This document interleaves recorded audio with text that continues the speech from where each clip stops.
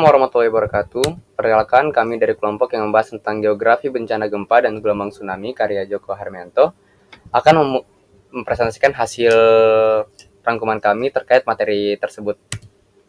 Pertama itu abstraksi.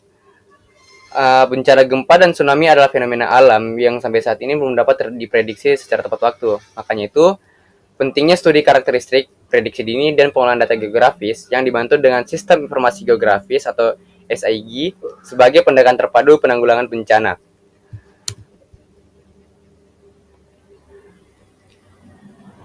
Bencana gempa mencapai 150.000 kejadian per tahun dengan diantaranya itu 0 hingga 8 skala Richter untuk goncangannya. Adapun korban-korban jiwa gempa itu lebih dari 4 juta. Ini jauh lebih tinggi dibanding dari korban-korban yang diakibatkan oleh letusan gunung berapi.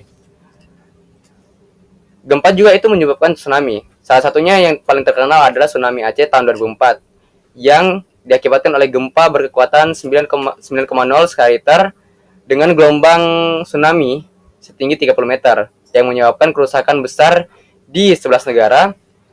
Ini digambarkan menjadi dampak global ataupun antar negara dan juga mengambil perhatian solidaritas internasional.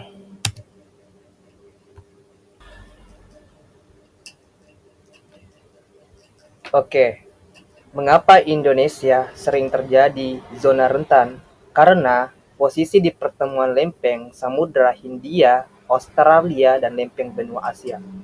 Pergeseran lempeng terjadi dalam 3 pola utama, menjauh, menubruk, atau subduksi, dan mendekat, yang menyebabkan gempa dan tsunami.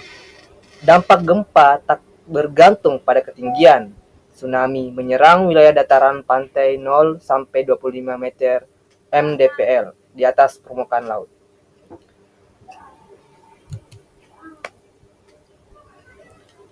Adapun karakteristik gelombang tsunami. Tsunami dipicu gempa laut sampai 6,0 skala Richter. Gelombang tsunami bergerak ke pantai dan mengalami 3, yaitu refraksi atau perubahan bentuk karena dasar laut. Yang kedua, difraksi atau membelok karena rintangan. Ketiga, refleksi atau pantulan gelombang ke arah lain. Kedalaman dasar laut dan pola arus sangat menentukan dampak tsunami. Wilayah potensial dampak tsunami Aceh, daerah ketinggian 0 sampai 25 mdpl di pesisir NAD sepanjang 1.766 km. Wilayah utama yang berdampak yaitu Aceh Barat Daya, Nagan Raya, Aceh Barat, Aceh Jaya, Banda Aceh, dan lainnya. Tidak semua wilayah setara terdampak karena karakteristik wilayah yang berbeda. Kemudian pola penggunaan tanah dan risiko. Penduduk awalnya di dataran pantai dan muara sungai berkembang ke pedesaan dan perkotaan. Kota padat di pesisir menyebabkan kerugian dan korban jiwa lebih besar. Data penggunaan lahan membantu estimasi kerugian dan korban. Kemudian data penduduk dan estimasi korban. Total penduduk NAD 4 juta atau 44% tinggal di 0 sampai 25 mdpl. Potensi korban minimal 700 ribu jiwa lebih dengan korban meninggal 289 ribu jiwa. Kesulitan pendataan karena perpindahan pengungsi dan waktu penemuan korban meninggal. Kemudian dampak pasca bencana dan bantuan. Yang pertama itu korban meninggal terakhir kurang lebih 166 ribu lebih di NAD dan 240 di Sumut. Kemudian kerusakan lingkungan besar termasuk 25.000 hutan bakau dan terumbu karang. Kemudian bantuan internasional itu sekitar 5 miliar USD. Dana pemerintah itu sekitar 3 triliun solidaritas nasional tinggi. Selanjutnya, pendataan demokrasi dalam penanganan bencana.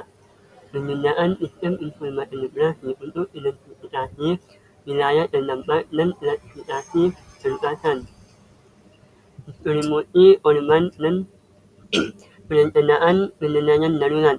Pendataan pasca bencana untuk perencanaan pembangunan dan alokasi dana.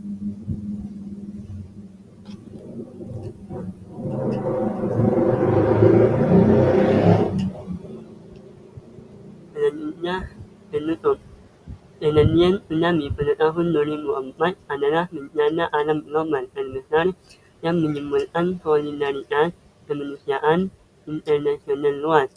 Kendala besar adalah kurangnya data geografi wilayah yang lengkap dan mutakhir, sehingga memperlambat proses penyelamatan korban dan koordinasi penanggulangan nasional. Studi interdisipliner diperlukan untuk memahami dampak lingkungan dan sosial, guna perencanaan pembangunan pasca bencana yang berkelanjutan.